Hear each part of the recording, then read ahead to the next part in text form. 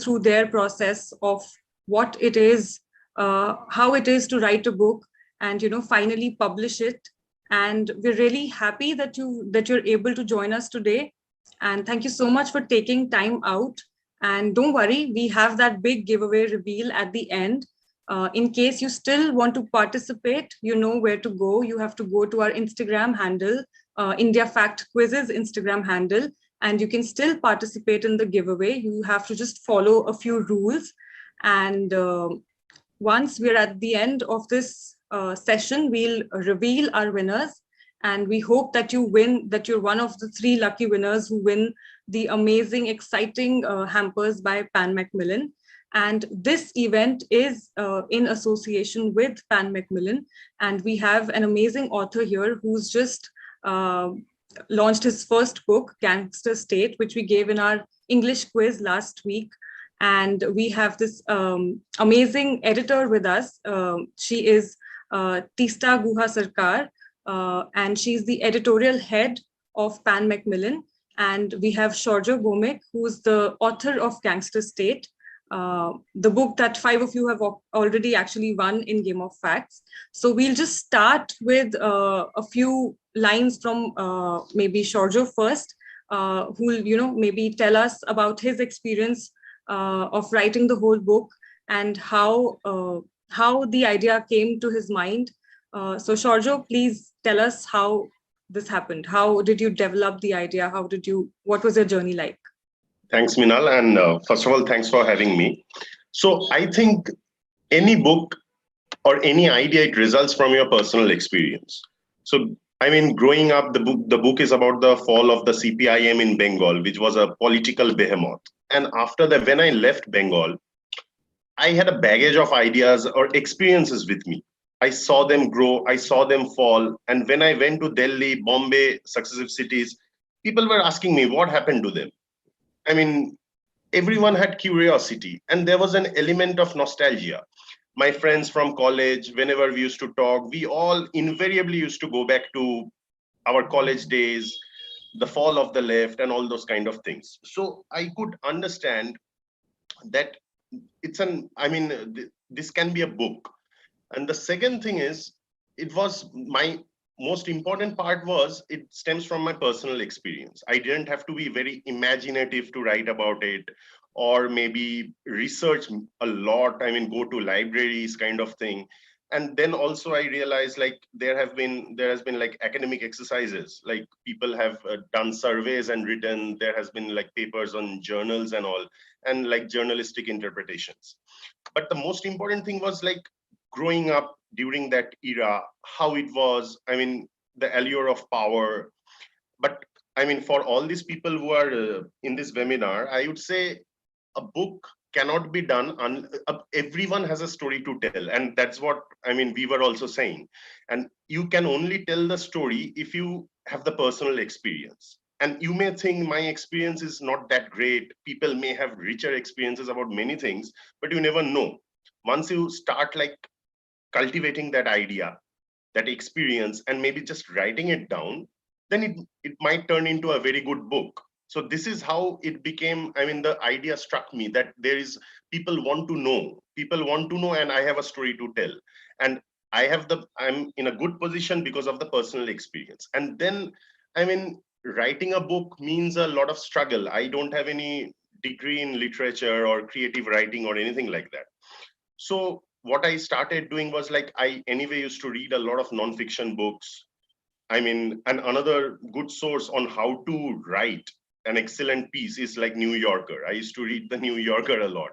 So then I started to read up a lot. I mean, just internet research that like, what's a structure, what you should write, what you shouldn't write.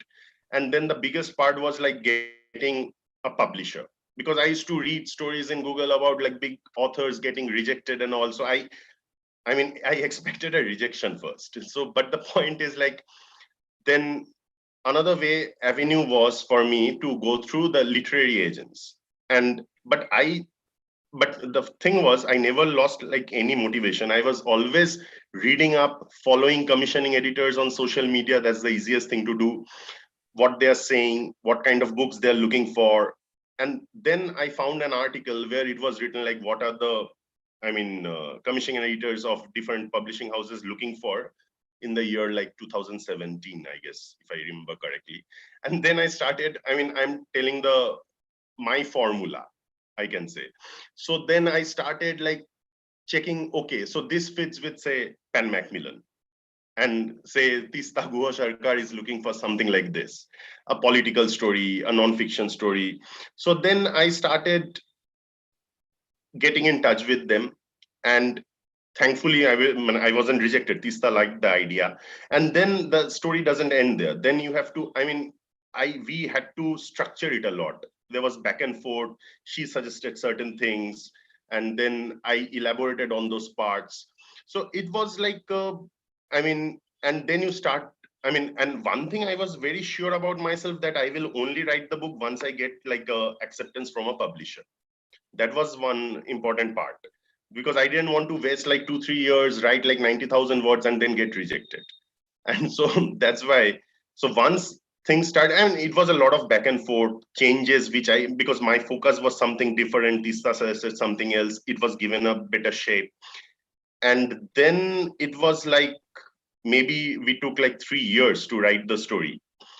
And when it comes to narration, I always wanted to write it the way I wanted to tell it. The way I used to tell people, I just wanted to write it like that only.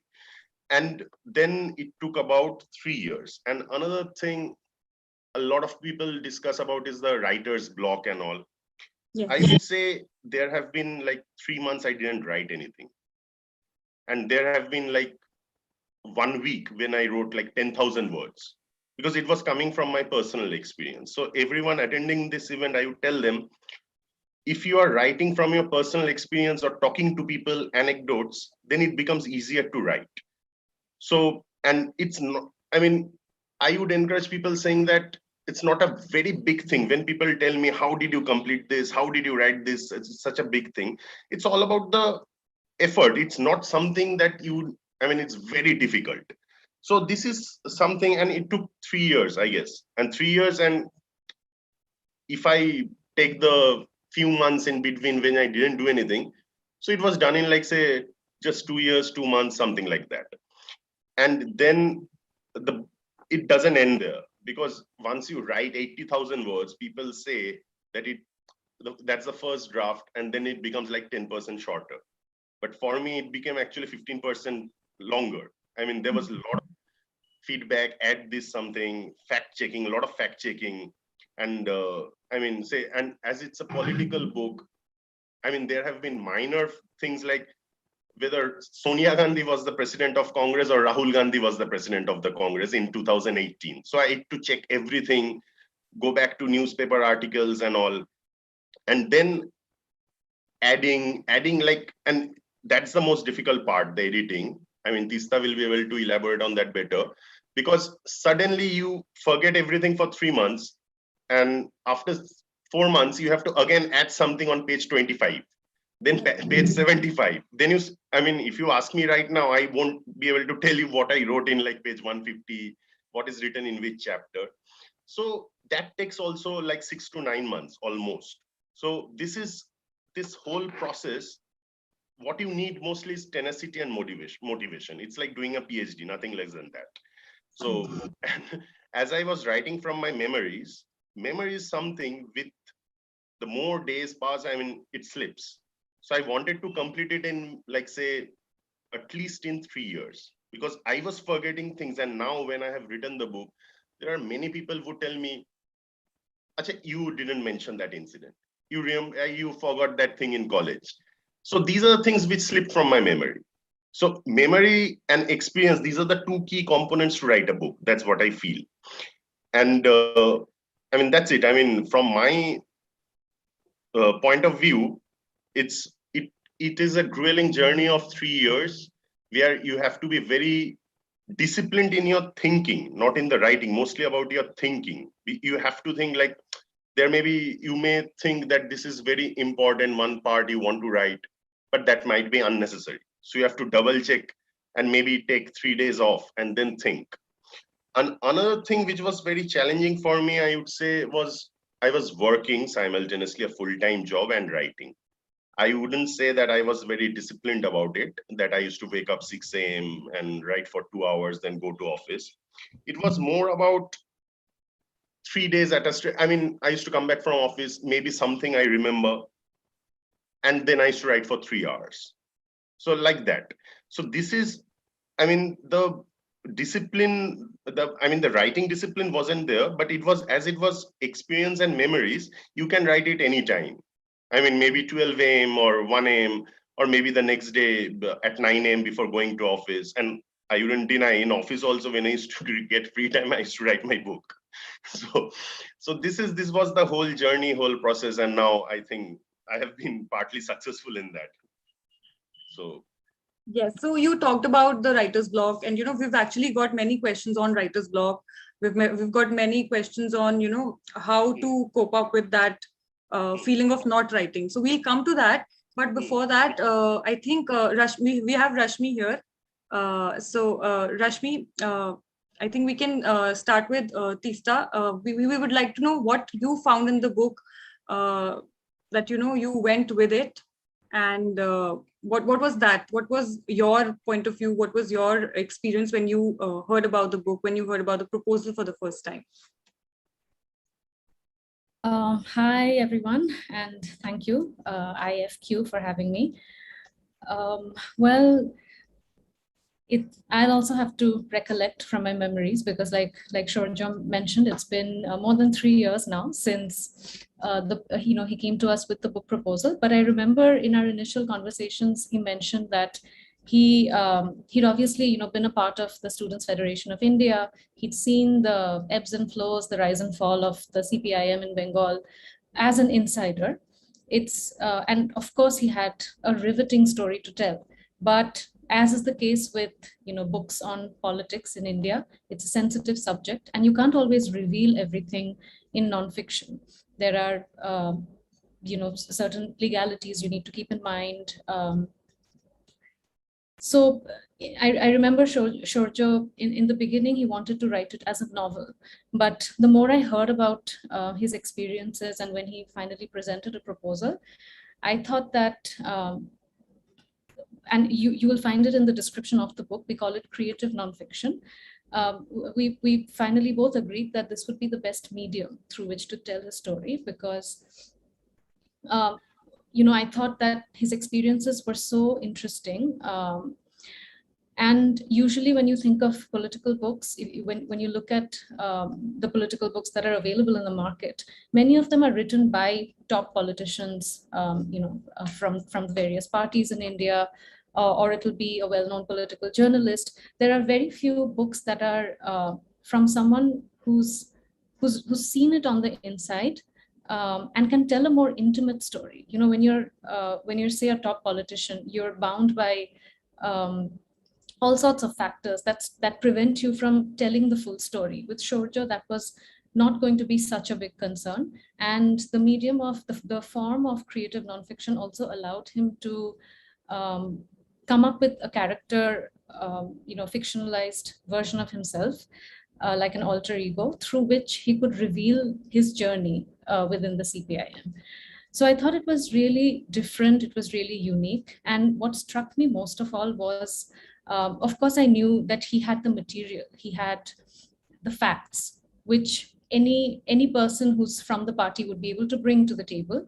What he brought that was extra and interesting for me was that he was a very good storyteller, because it's not enough to simply present the facts. You need to do so in a way that will compel a reader to want to know more and turn the page. And I thought that's something he would be able to deliver. So yeah, that's how we made our decision, and the rest is history. So Teesta, just had a couple questions. Now, as an editor, when you're looking at a debut writer, and then it is, of course, a sensitive subject like, politics. It's also a chronicle of modern history, of what has happened in a particular state. And so what, in a sense, the responsibility on you as an editor when you're backing a debut writer, what goes into making that decision, saying, hey, I'm going to pick this book. It's a sensitive topic coming at a sensitive time, and it is a debut writer. What's the decision-making process like, for the editor? Well, and I'm presuming that most members of our audience read nonfiction more than fiction. I'm going to comment on from the perspective of a nonfiction editor. With nonfiction, it's not, the prose is not always the most important factor when we're evaluating manuscripts. Whereas when it's a novel or short stories, obviously we are looking for high quality prose and of course interesting ideas, but delivered in beautiful or language that pushes the boundaries. But with nonfiction, we are looking for a variety of other things. With politics, when it comes to a debut author, it doesn't worry us in the sense that if they have an interesting story to tell, if they're writing on a subject that we know people are currently interested about, or it's a piece of history that will interest a large audience in this country, then that becomes the selling point of the book. So it's not, it's not going to hold the book back if the author is not necessarily very well known. Or sometimes with nonfiction, again, we publish a lot of people who are not writers. They are industry stalwarts, or they might be an actor or a musician or a politician who's led a remarkable life, or an investigative journalist or a detective or a police officer, who has those sort of stories to tell. And they might not necessarily be terrific writers. So in that case, they often come to us with their first, with a proposal for their first book. So they are also debut authors. But it's really the idea that we are most interested in. Obviously, the most ideal manuscript is one which combines both interesting research and ideas with writing flair. But we are conscious as commissioning editors, we are conscious of the fact that sometimes you won't find the latter in equal measure in such a manuscript. In those cases, there are various solutions. Obviously, the editorial process is really important. Sometimes you will receive a nonfiction manuscript that's already well written, and then the editor just gives it the extra polish that it needs, which is what we did with Sourjya, because he's been a journalist, he's been a writer for a long time. So he came to us with that background, whereas and here I can think of a book that we published some years ago. It's the memoir of someone called Reshma Qureshi. She's an acid attack survivor who had a really powerful and very important story to tell about the status of women in India and gender-based violence and this menace of acid being available in India over the counter and the atrocities that it leads to.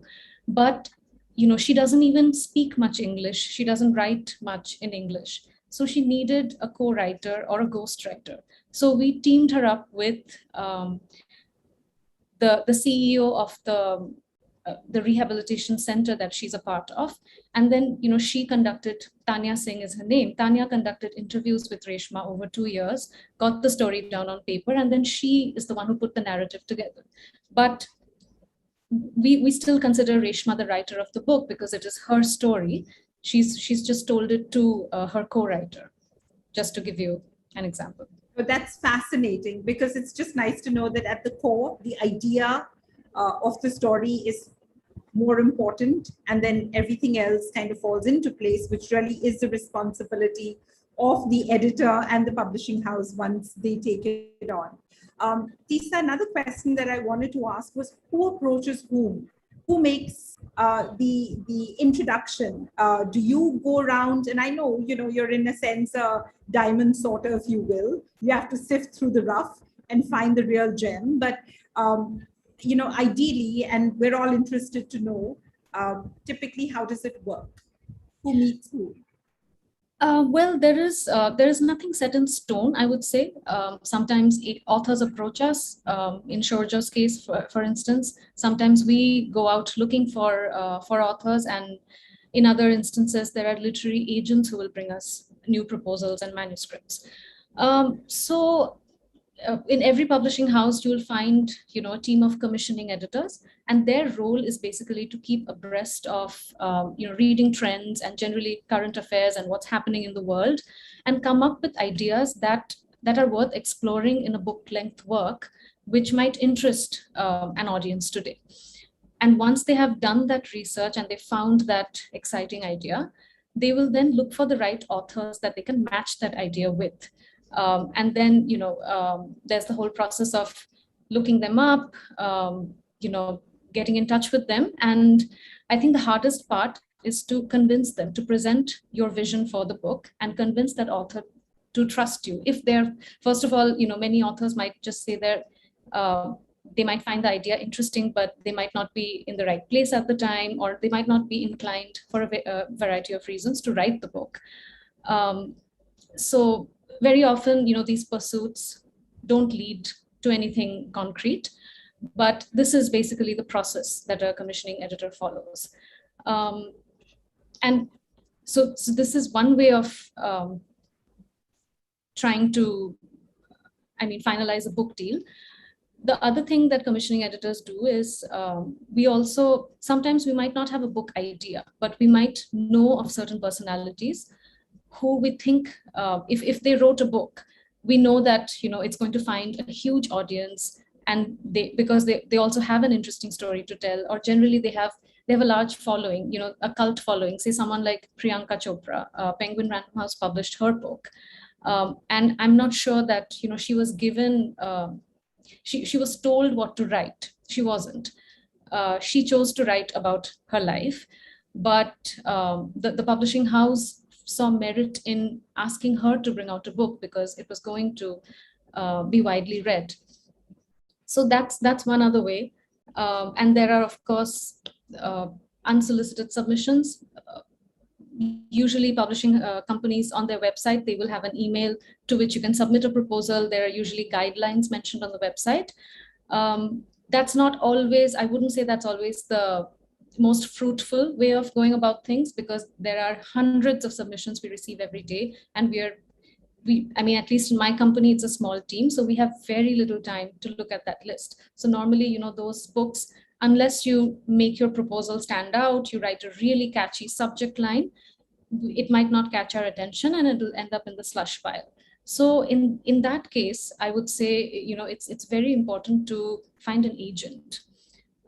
Because yes, while our radar is always active, there are plenty of writers who we might miss had a literary agent not brought us their proposals. And the other thing that agents can do is they will submit one proposal to many publishing houses in the industry, and they will fetch offers for that particular book and then conduct an auction, and through that process get the author the best deal possible. So yeah, there are all these options. Of course, agents will take a cut of the author's earnings. So it's not the most lucrative business. So if an author is, it's important for them to earn as much income as possible, then, they'll have to do their homework. And like Sourjya, looked out for commissioning editors. And it's easy to do because most of us are online, we're approachable. Yeah, sir. I would like to add, sorry to interrupt, the idea is the most important part. I was very confident about my idea. So I knew that if I'm rejected by one publisher, if I approach like 10 publishers, I was somehow very confident about my idea that someone will accept it. And another thing that I'd like to tell the audience out here, so writing the synopsis and chapter outline, it's like quite a difficult task. So for that, what I did was like I discussed it with like close friends who read a lot of books, fiction, non-fiction, watch a lot of movies. And I used to tell them, boss, I'm thinking of this idea, thinking of writing that. What do you think? This is what I feel.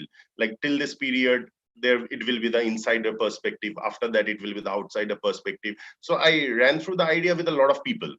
And most of them, they're like childhood friends who are critical of me when there's a need, but all of them said it's a very good idea.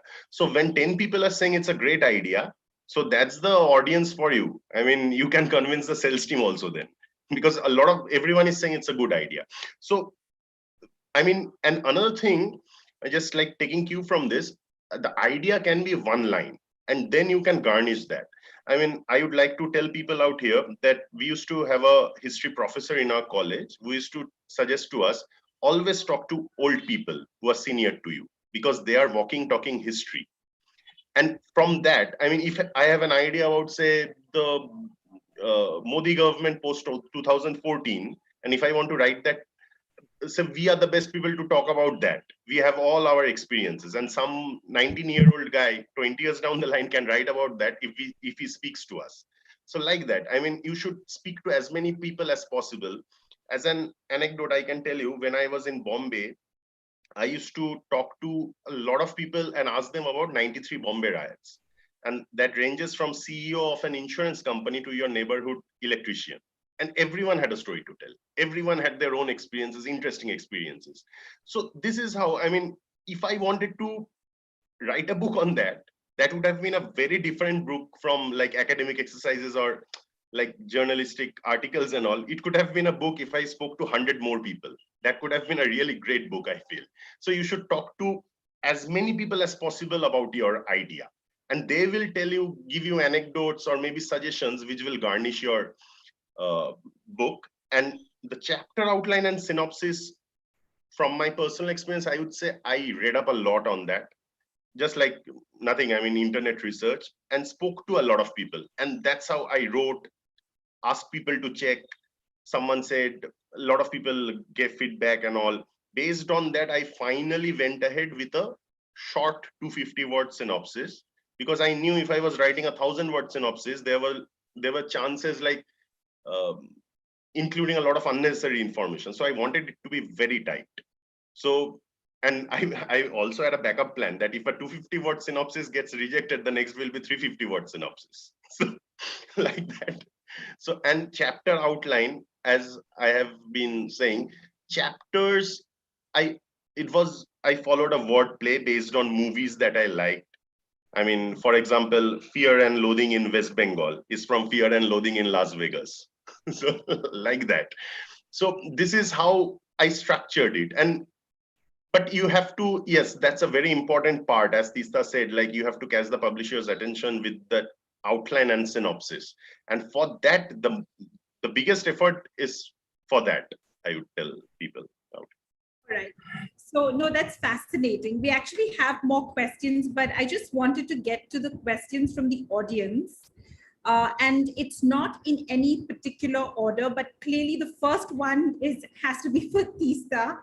Nachiketa Guha is asking, what is the entire cost of getting a book published? Please explain the financial aspects of it in detail. So I'm sure it's different in each case, but if you can just give us an overview in terms of how a publishing house looks at pricing it.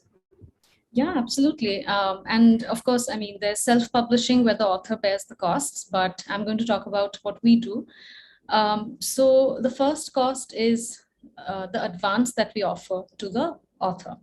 And this is an advance against royalties, which means, say, if we offer 2 lakhs upfront, it gets adjusted with the royalties that they're supposed to earn once the book starts selling. And until that advance is earned out, the author has to wait till they start earning royalties. So that amount can vary wildly. You know, like to go back to my earlier example, a Priyanka Chopra would fetch a much, much higher advance than, say, a debut novelist, unfortunately. But it's just how the business has... It's a very bad comparison. Not too bad, Sourjya. You did well. And obviously, once that advance is earned out, the other cost is the royalties, the royalty itself. Usually, you know, that percentage can vary from 7 to 12%. So that's the amount that's paid to the author. That's the author's income. In terms of the production process, there is something we call pre-press, which is all the work that goes into the book before it goes to press, where many publishing houses will have an in-house copy editing team, but some don't. And in that case, we will outsource a second or third round of the editing, the language editing in most cases, to a freelancer. and that person is paid a fee. Then there's usually a round of proofreading that is outsourced, and there's a fee for that. The book is typeset by a professional typesetter, and unless you have an in-house typesetting team, which again most companies don't in India, that is an extra cost. Then you've got to design the cover, and again at Pan Mac we don't have an art team in-house, so we work with a variety of freelance designers. It's also, if I may say so myself, it's one of the reasons that we have a beautiful range of covers, because we work with so many different designers who bring different ideas and styles to the table.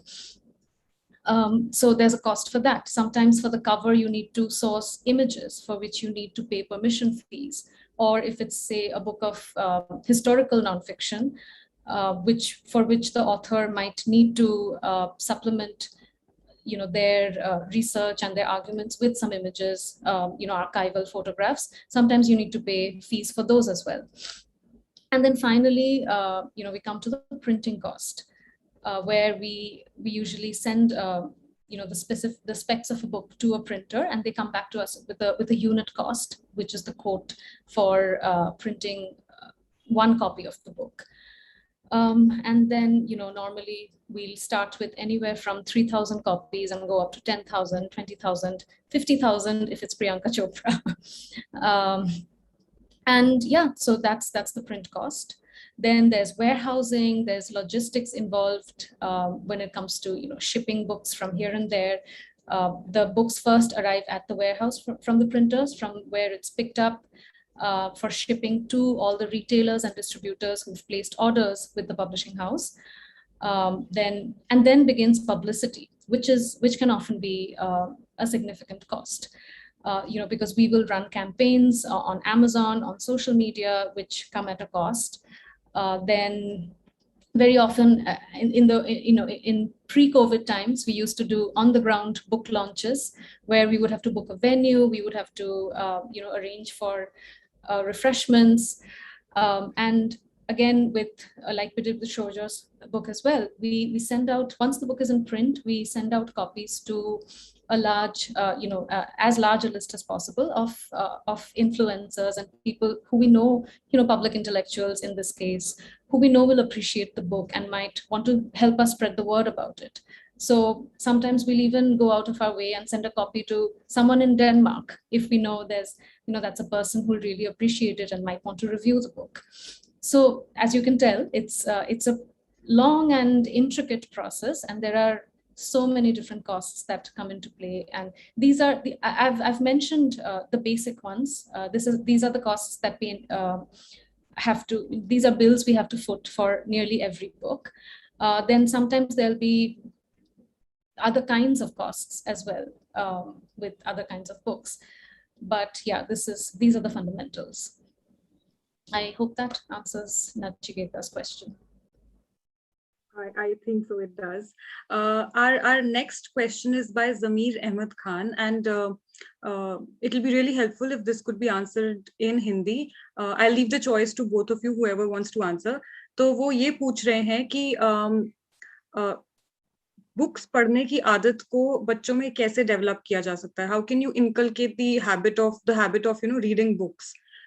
Because वो पूरा time अपने phone पे they are busy, वो अपने phone पे पूरा time busy रहते हैं, तो वो बुक्स पढ़ना कैसे सीख सकते हैं या कैसे उन्हें वो हैबिट डेवलप हो सकती है? Sourjya, do you want to take this, because my Hindi is don't worry, Meenal can help with the translation. No. So मेरे हिसाब से मुझे लगता है ये इंडिया में बहुत ज्यादा ग्राफिक नॉवेल्स का जरूरत है, इलस्ट्रेशंस एंड ऑल. इससे बच्चों के मतलब बिकॉज इन लोगों के लिए मतलब they may get attracted to the pictures. जैसे मुझे याद है मैं जब छोटा था, मैं वो किताब पढ़ता था, David Copperfield and all those kind of pictures, छोटा छोटा किताब जहां पे एक साइड में पिक्चर होता था और एक साइड में इट वाज जो the material was the printed was on the other side.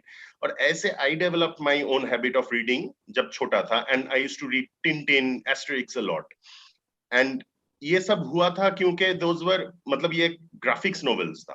तो इंडिया में मुझे लगता है इसका बहुत ज्यादा स्पेस है, एंड बिकॉज इंडिया में जितने सारे इलस्ट्रेशन या ग्राफिक नॉवेल्स है ये सब सीरियस इश्यूज के ऊपर है. सो इसमें आई डोंट नो मतलब बच्चे कितने मतलब अट्रैक्टेड होंगे, बट ये from a publishers point of view Teesta को भी मेरा भी क्वेश्चन है, मतलब ये ग्राफिक नॉवेल्स एंड ऑल मतलब इंडिया में उतना मार्केट नहीं, बिकॉज बच्चों I mean I think they are more attracted towards the pictures and illustrations. They find it catchy. तो वैसे हिसाब से if maybe many books like we have, मतलब हम लोगों के पास जैसे ऑडियो बुक होता है, Kindle etc. वैसे अगर उसका कोई ग्राफिकल रिप्रेजेंटेशन भी होता तो मुझे लगता है that will मतलब provide a solution जो आप पूछ रहे हैं, मतलब जो क्वेश्चन था उसका. Rashmi? So there's another question, and I'm going to probably combine a few questions. But Teesta, you are pretty much friend to a writer, their shrink, their time manager, all of that. Sometimes when Shireen is asking when a book fails or it doesn't get accepted by people. How does one cope with failure? Have you had to counsel any writers? Oh yes, and I'm glad you point this out, because the common impression is that our role begins and ends with just fixing unwieldy grammar, correcting spellings, and sending a manuscript off to press. Whereas it's so much. In fact, that's a small part of what we do. Our role is really diverse, and it's very enjoyable and satisfying. And yes, we often have to provide this sort of counsel to authors. It's a tough market, and again, since the pandemic started, things have got tougher than ever, and it's become harder and harder to establish books also in a crowded space. There are hundreds of books, new books coming out every month, and there's this burden and pressure on bookstores to constantly make room for these new books. So it's not always possible to give each new book the same amount of space and time on a shelf. And then whether a book gets reviewed by a publication like a newspaper or a magazine, that depends on a range of things. Again, if it's a subject that's of topical interest at this time, then we might have more luck with getting that book reviewed. If it's a well-known author, then there are greater chances, but we struggle with debuts. So often we have to count on, or we have to depend on the tastes of the book's editors at these newspapers and magazines, and hope that they will appreciate a book that we've published as much as we do. But sometimes it doesn't work out, and a book, no matter how much we are proud of, it will not get the kind of attention that we would want it to in the media. And that leads to not as much sales as we might have hoped for. And because, the measure of a book's success is often tied to its sales and how many people actually bought it and talked about it, authors will make that connection and they will feel discouraged. But what I tell them is, I first remind them of the circumstances that we are battling with. Also, I think what the most important thing when you're writing and publishing a book is that you have to remember that it's a special, cherished creation of yours.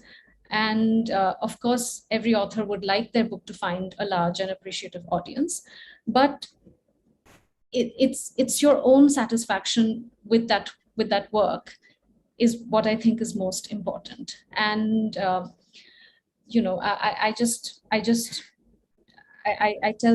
tell my authors that it's just important to, it might be difficult, but it's important to come to terms with the realities of the market and not lose heart. And also, sometimes a book might not work because maybe the narrative was not as lucid or as riveting as it should have been. Maybe it was on an interesting idea. Maybe, one of the examples I mentioned earlier, an investigative journalist tells a story about something that they unearthed, which was groundbreaking. But if they haven't been able to tell the story in an engaging way, they're not going to find as large an audience. So sometimes, during the editing process, some authors are more receptive to our feedback, others are not so much. So sometimes when you don't take on your editor's feedback beyond a point, what can happen is that, and I'm not saying that editors are always right, but what can happen is that you put out a book that's perfect in your vision, but it might not find that the sort of reception that you would have imagined. So there are, while we remember that it's a tough market, it's also important to take lessons from why a book might not have worked, and just be open-minded and not stop with your first book, especially if you want to make a career out of writing. It's just very important to be motivated and persistent.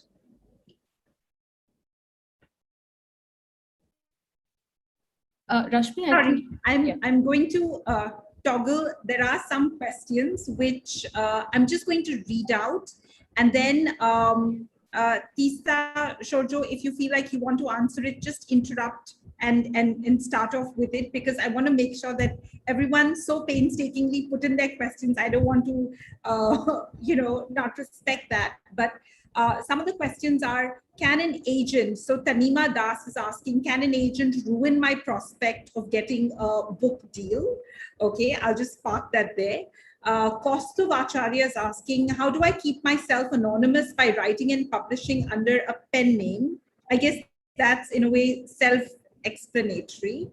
Now, interesting question by Paddu Padmanabhan. From a publisher's viewpoint, who is an ideal author? Or rather, I would say from an editor's viewpoint, who is an ideal writer? Can I take that one? Because Paddu Padmanabhan happens to be one of my authors. Nice to see you here, Paddu. And I don't know if you're asking about yourself, but well, of course, an ideal author is someone who sheds new light on a subject, or who explores a fascinating idea and delivers it in beautiful, sublime, or engaging prose. So if all of that comes together, if it's nonfiction, if the research is top-notch, if all those things come together, of course, it's ideal. But for me, after my more than 10 years in publishing, I would say, yes, that's that's a thumbs up from me in terms of whether I want to publish the book or not. But I would also say that a kind and understanding author is the kind of author that I really appreciate, with whom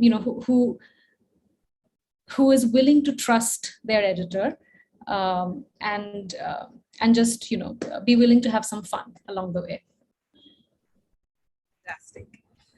So Ria Elizabeth Korean asks a very interesting question. She's saying, how to enter into a publishing house after graduation, and what are the positions available for a young graduate in a publishing house?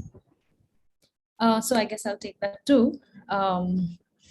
Well, I would say these days, again, because it's a competitive space, it's important to, while you're still in college, to get 1 or 2 internships, under your belt.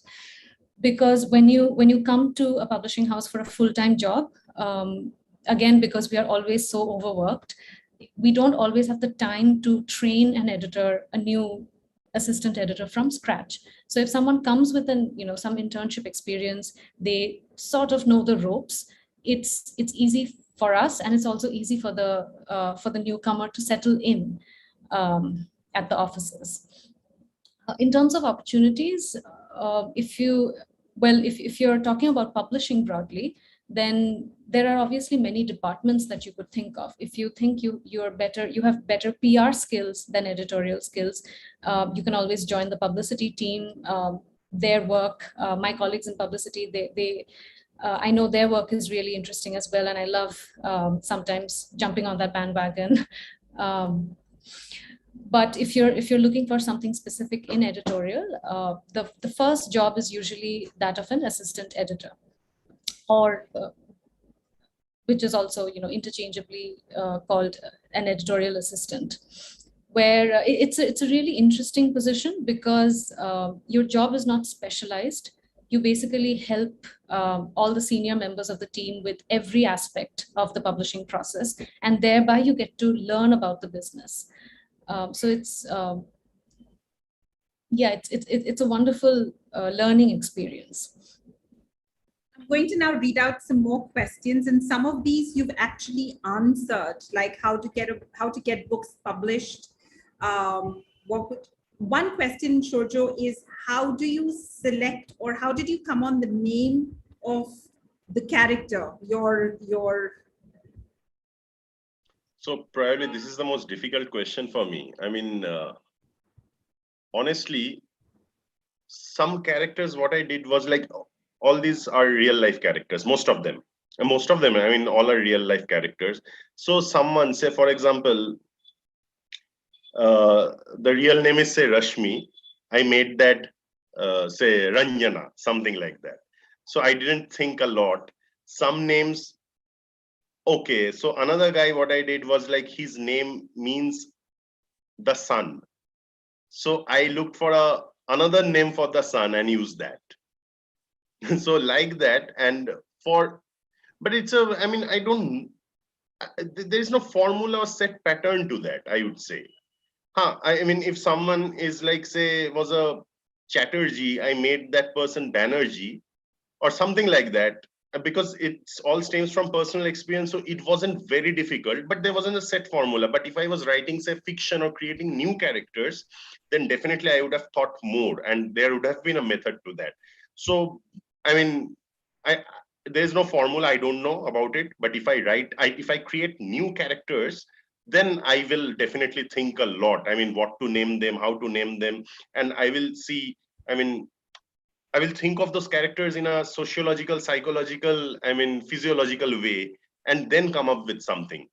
If I think that it's a very like sturdy guy, athletic and all, then I'll think of a name which suits with that definition, like that I would do. Teesta, this one is for you.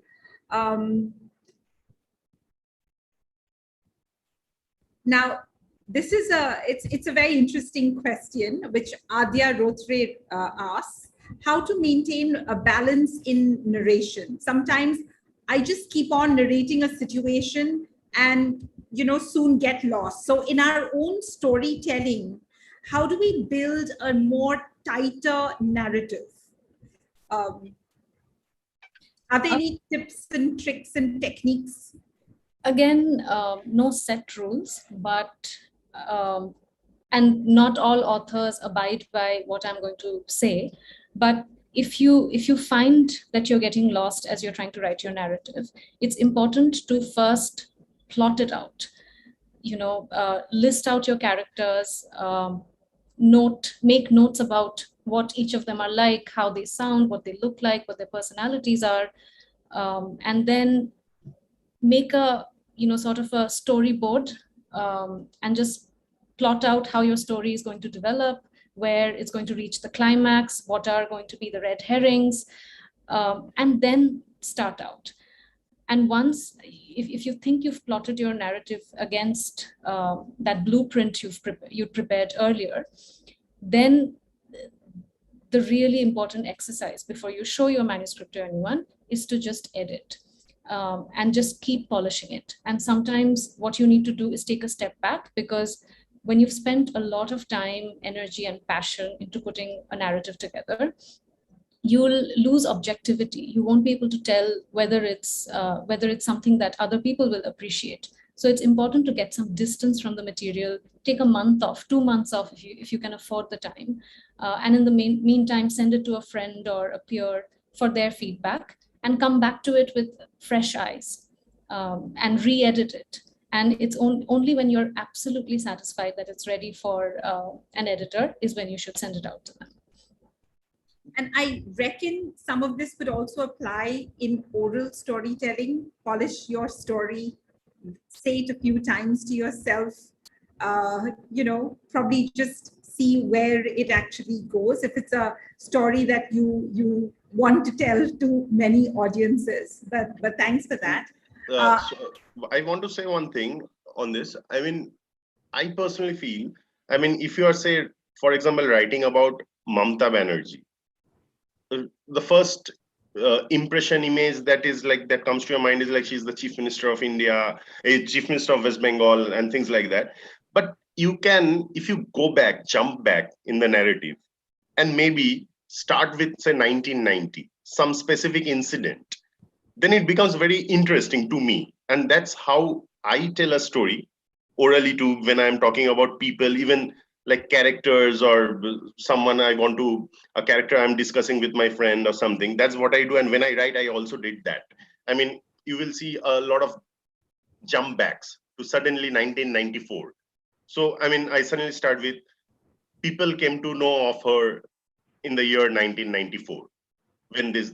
So it's like bringing back memories, history, and a lot of people appreciated that because they could remember certain things. It happened. And I mean, I have got calls from people one person was reached out to me saying that, boss, are you writing about our neighborhood? And is this guy this friend of mine? I said, yes. So this is how he could link it. When I was reading, he had no idea. He just bought the book and he was reading it, and suddenly he felt like this is my neighborhood he's talking about. This is my friend he's talking about. So this could only happen because I was bringing a lot of history into everything. So that is one way of narration, I think, can be tried successfully if you are someone who likes history.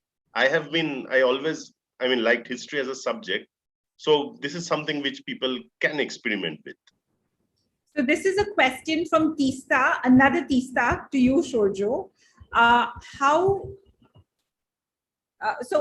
What I think she's coming to is, it seems that Rajat Lahiri is the reflection of the author.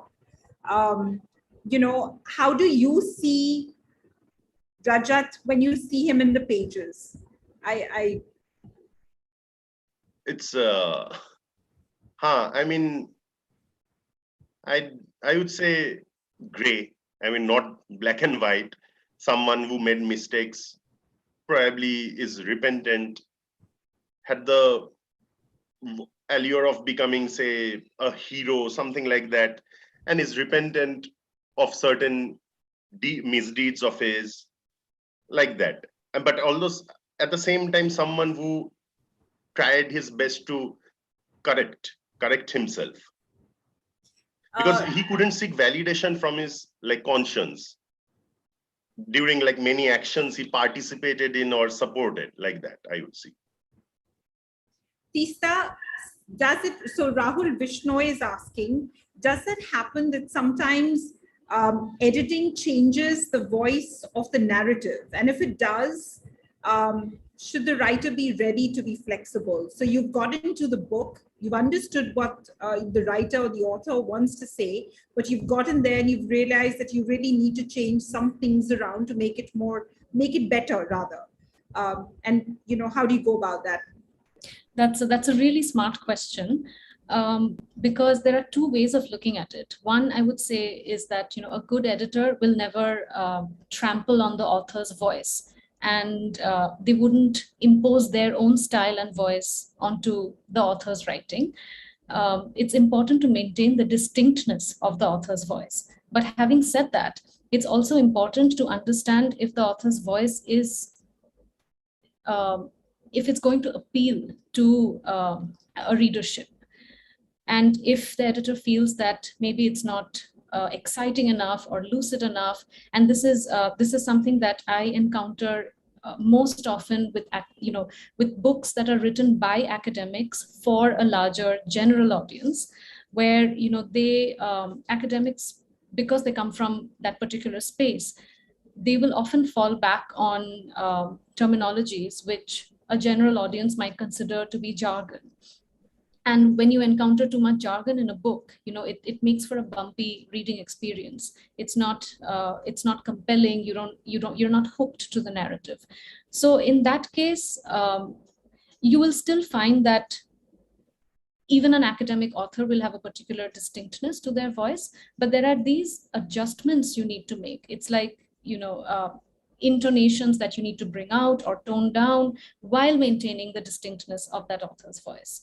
So that sort of editing, that sort of fine-tuning, I think an author should be open-minded about. But yes, it's also important for the author to point out if they feel that the editor is taking away from their voice and making it, and where, you know, an author reads an edited draft and they can't even recognize themselves in it.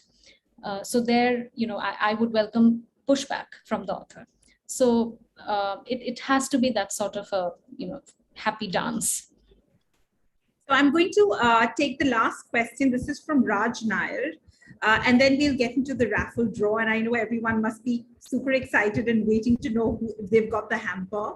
But what is the process with respect to translations in both fiction and non-fiction?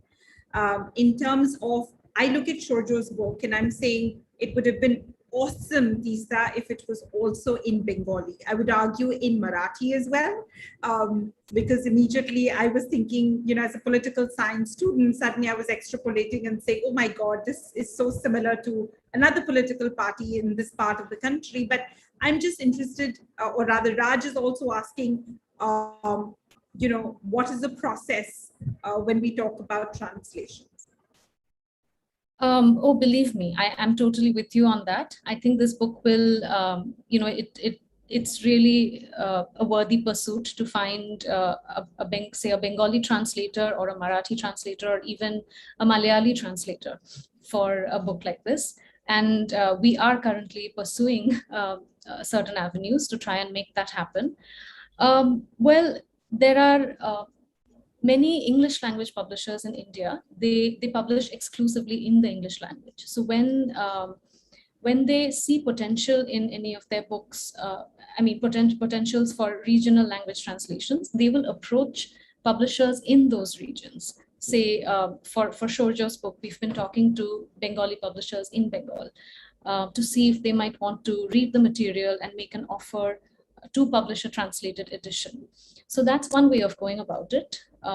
If they think that, if those publishers think that the market might not be large enough for a translated edition of an English language book, they will not make an offer, and then you try other publishers. Because again, just as an author has to find the right fit when it comes to their publishing house, an editor in an English language publishing house or a rights manager in such a publishing house will need to find the right regional language publisher. So for instance, if I take Sourjya's book to a Bengali publisher that mostly publishes literary fiction, I'm not going to have much luck. So I'll have to curate my list accordingly. So that's one way. The other is there are also English language publishers in India who will have a translations department. Usually these are some of the biggest companies here. And if they think that it's worth publishing a book in translation, you know, translated into a particular language in a particular region. Say if it's a book about Kerala politics, it makes sense to translate it into Malayalam. Then they will send over that material to the translation department within that company. That's not very common, but there are publishers who do that. So, you know, if an author is, you know, if it's a deal breaker for them to not have a translated edition, then they would need to approach these particular publishers.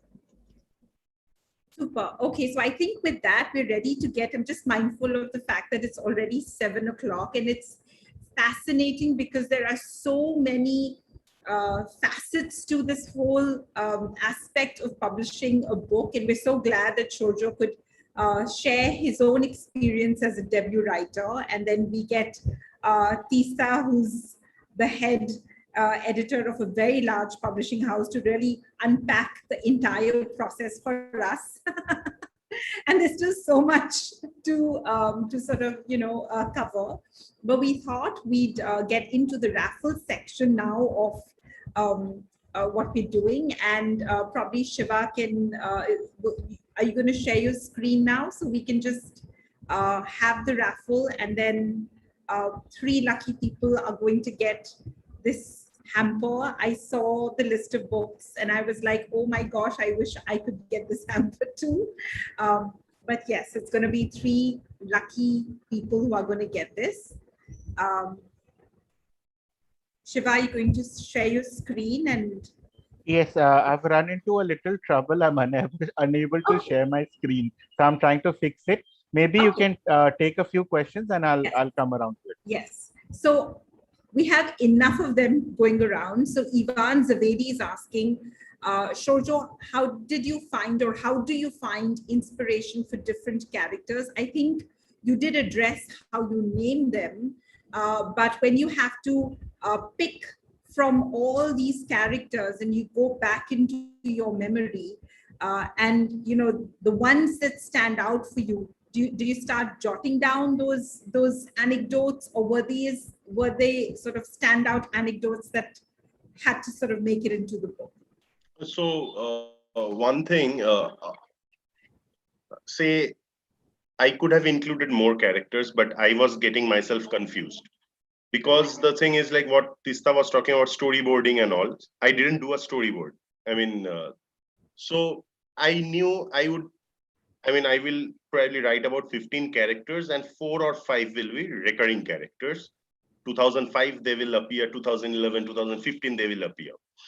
And so what I selected was, I knew 10 people who could have been featured in the book, but I selected people based on, one was their importance politically, even some of them are politically relevant right now also, number one. And number two was like, some people, there's a character in my book called Jojo. So Jojo, if you Jojo belongs to the hinterlands of Bengal, and he stays there right now. I mean, no one really knows what he does right now. But the point is, he was a very interesting character, and I remember why he was an inspiration and why I included him. When he was in college, it was a different flavor that he brought. People from the city, they used to get like, they were always like, what is this guy talking about? What is this guy, saying? Is this even true? Because he had such an, rustic and at the same time very different feel about him.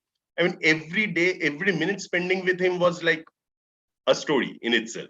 So these are the, you should, so whenever you are writing a book, if it's a fiction, I think in that case, it's because non-fiction, then you have to be very judicious, whom to include, whom to not to include, because of their relevance and the impact that they made, even like by a 1 5-minute discussion. But in fiction, you can play around with the characters, and you should definitely color. There should be color to that. There shouldn't be, there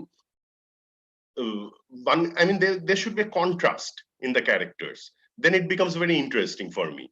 If I know this person is like that, he will dress like this, he looks like that, he will.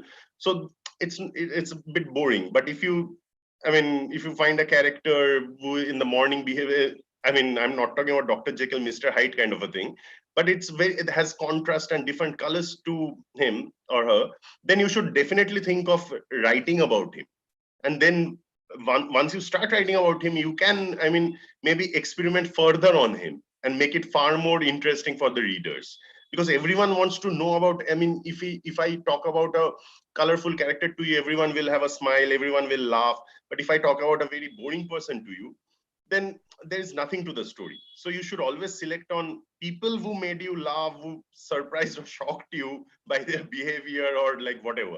So this is probably a formula by way of which you should, because if you are writing about he was like a saintly person, he's a saintly person, what's there to write about it? But if he was like there's like shades of black and white and gray, then it's something which people would love to read. That's what I feel.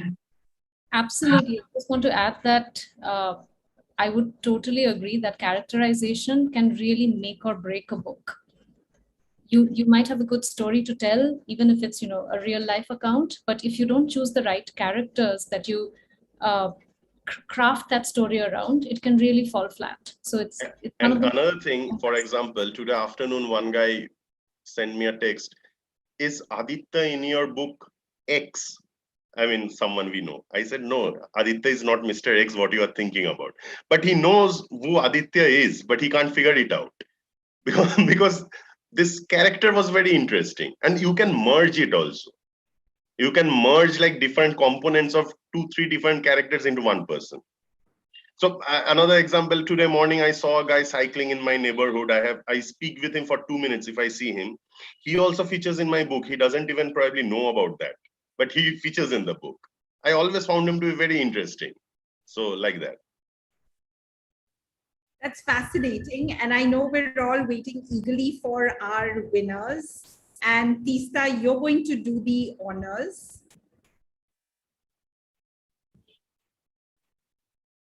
Right, we'll start with the first one.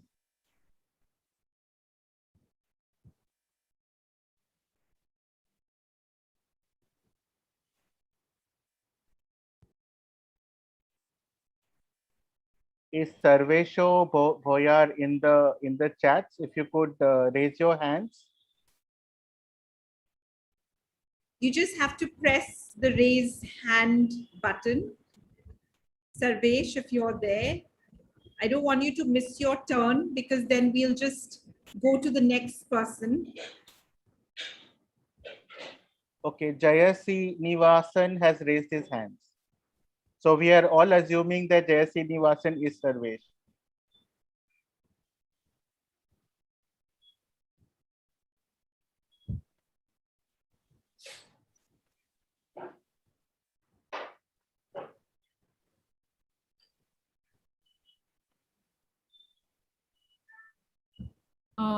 Should I read out the name of the next winner? Yes, please. This is, so the next hamper goes to Nicholas Tayanjam. If you can raise your hand.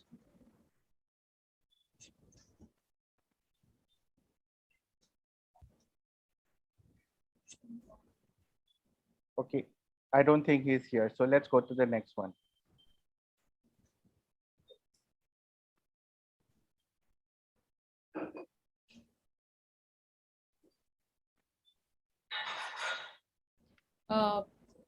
So the next winner we have is Ambivert Reader. Are you with us?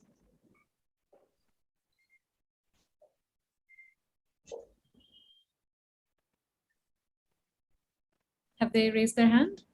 No, they haven't. Okay, let's go to the next one.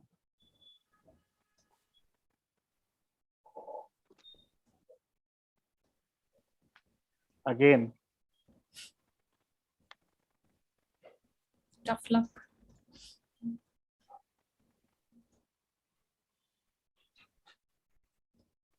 Now we have Jaya Srinivasan. Jaya Srinivasan GS, probably. Okay, we'll do this very quickly now. So if you are there, please raise your hands quickly. Kitabi. Okay, Rahul Vishnoi. Okay. So Rahul Vishnoi claims to be Kitabi. We'll verify that later. So we have 2 winners as of now.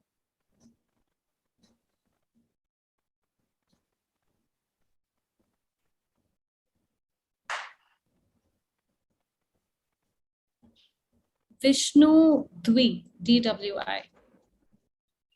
Yes. Vishnu Dwivedi is here. So that wraps it up. Super. Congratulations to everyone. Well, thank you so much, Sourjya and Teesta. This was very fascinating and very interesting, and wish both of you all the success. And I hope you all team up for many more books.